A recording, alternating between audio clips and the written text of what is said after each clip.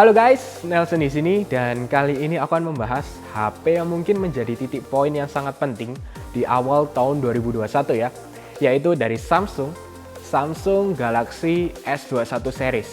Tapi mungkin aku akan lebih fokus di masalah Galaxy S21 Ultra. Dan mungkin kurang lebih harusnya sih minggu depan ya. Minggu depan akan keluar launching event Samsung di seluruh dunia. Dan tenang saja, untuk di Indonesia pasti juga akan ikut launching yang pertama. Karena Indonesia juga selalu yang paling cepat ya untuk Samsungnya.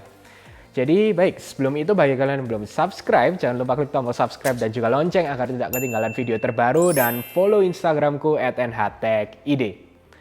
Baik, jadi untuk masalah S21 ini biasanya merupakan salah satu HP yang menjadi unggulan Samsung untuk menghancurkan Apple iPhone. Karena biasanya Apple kan akan keluar di September Oktober, lalu untuk masalah Januari Februari untuk Samsung ini akan memberikan suatu hal-hal menarik, poin-poin yang mungkin belum terlalu matang, seperti contohnya sebelumnya dengan 108 megapiksel di awal tahun 2020 yang masih banyak kekurangan. Untuk menarik perhatian dari orang yang bingung mau membeli iPhone akan membeli Samsung Galaxy S series. Tapi untuk 2021 ini agak sedikit ada pengecualian karena rumornya untuk S21 biasa, S21 dan S21 Plus ini mungkin tidak akan semenarik yang kita harapkan.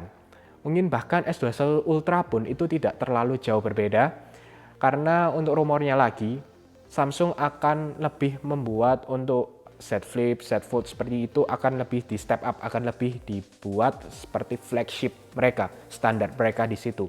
Baik, untuk masalah ekspektasi dulu, Galaxy S21 ini, S21 Ultra pasti yang paling besar. Lalu untuk chipsetnya sendiri ini ada dua. Jadi seperti biasa, di Indonesia biasanya dari Samsung sendiri yaitu Samsung Exynos. Dan tahun ini Samsung Exynos 2100 untuk rumor terakhir. Untuk di beberapa negara akan menggunakan Snapdragon dari Qualcomm, yaitu sama seperti Xiaomi Mi 11 yaitu dengan Snapdragon 888. Kita tidak bisa mengomentari terlebih dahulu karena kita akan lihat dulu untuk masalah tesnya Exynos 2100 dengan Snapdragon 888. Tapi memang biasanya dari tahun-tahun sebelumnya Samsung dari Exynos selalu satu step lebih lambat atau ada kekurangan dibandingkan dengan Qualcomm Snapdragon. Memang dari setiap tahun untuk masalah Exynos ini selalu biasanya sedikit kalah dengan Qualcomm Snapdragon.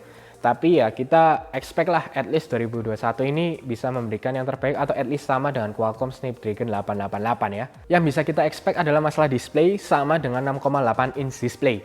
Lalu dengan layarnya yang terbaik dari Samsung ya, seperti biasa dengan AMOLED. Lalu ini sih rumornya mereka akan memberikan untuk QHD 1440 untuk 2K dengan 120 Hz yang mungkin kita tidak temukan di HP Samsung di tahun 2020 ya. Semuanya untuk 120 Hz di 1080. Jadi kita akan lihat bagaimana sih untuk Galaxy S21 ini akan mulai step up dengan 2K display untuk 120 Hz at least di Galaxy S21 Ultra. Karena rumor terakhir juga untuk S21 dan S21 Plus akan sedikit dipatok di 1080p ya. Jadi sama seperti S20 FE.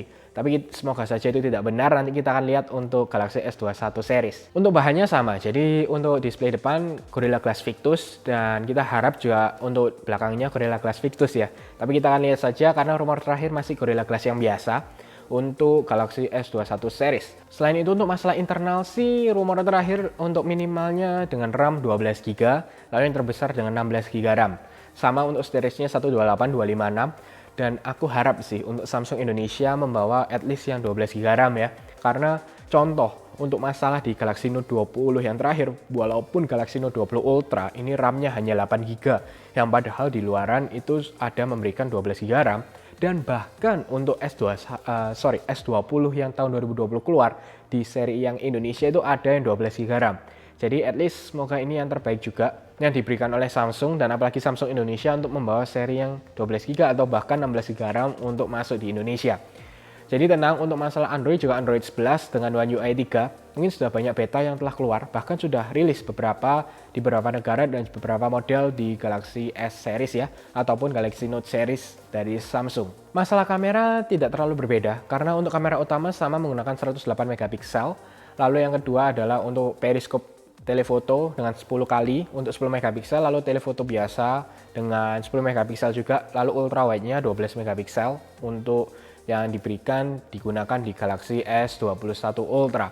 Aku berharap untuk masalah 108 megapikselnya ini semoga memberikan autofocus yang lebih baik, kualitasnya juga lebih baik ya. Karena bukan berarti 108 megapiksel itu menjadi yang terbaik. Sebelumnya saja dengan Galaxy S20 itu 108 megapikselnya agak kacau ya. Lalu diimprove dengan Galaxy Note 20 Ultra. Dan aku harap sih akan memberikan yang terbaik lagi dengan S21 Ultra. At least sudah improve lah. Yang pertama digunakan di S20, jadi untuk sudah Note 20 dan S21 harusnya memberikan yang terbaik dari Samsung dengan kamera dan computational fotografi yang diberikan oleh Samsung. Dan yang kita harapkan adalah mungkin ada 10-bit HDR yang diberikan, sama seperti untuk iPhone 12 series, tapi belum tahu dan belum pasti. Jadi kita akan lihat saja untuk Galaxy S21 series. Untuk masalah security sama optical in-display untuk fingerprint. Jadi karena ini AMOLED, jadi pasti bisa. Hanya saja sih rumornya memberikan untuk besarnya lebih besar dibandingkan dengan Galaxy Note 20 atau S20. Ya ini yang aku harapkan juga, semoga ini benar-benar terjadi yang lebih bagus untuk fingerprint in-display.